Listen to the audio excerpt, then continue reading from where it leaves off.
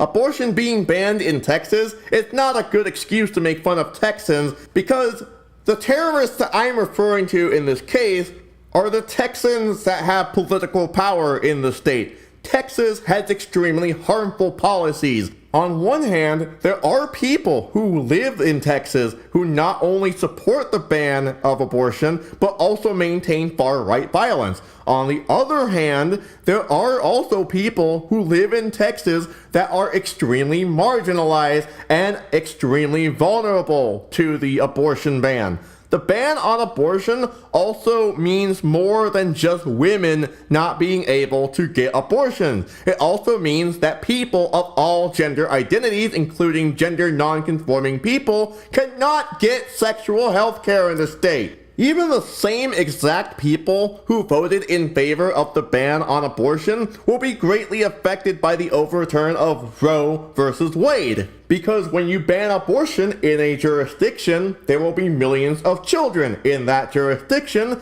that will be born into poverty and in living situations that are not sustainable. But the real question you should be asking here, the real thing you should be mad about, why don't you ask yourself, how come the male politicians that run the fucking state, like Greg Abbott and Ted Cruz, how come they never went ahead to enforce mandatory vasectomies of all cisgender men? Of course. That is hyperbole.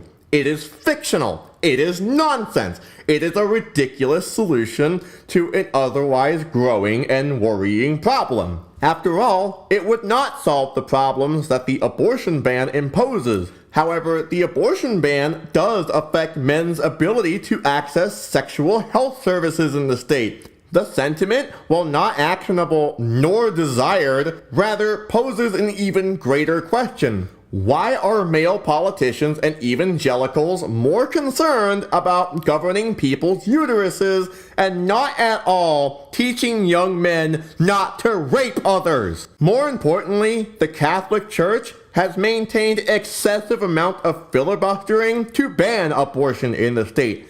Why hasn't the church rather have gone out of their way to properly prosecute the pedophiles within their own priestly ranks? Heard this call and made the decision to release names of clergy who have been credibly accused of sexually abusing a minor. What concerns me about their statement is they said credibly accused. Who determines credibility? Michael Norris is the head of SNAP, Survivors Network of Those Abused by Priests. He says his own accusations of abuse were not deemed credible by the church, though after a criminal trial, his abuser was sent to prison. Norris worries a complete list of names will not be released. They're concerned about the fact that all these other states are doing these investigations, they're raiding their offices.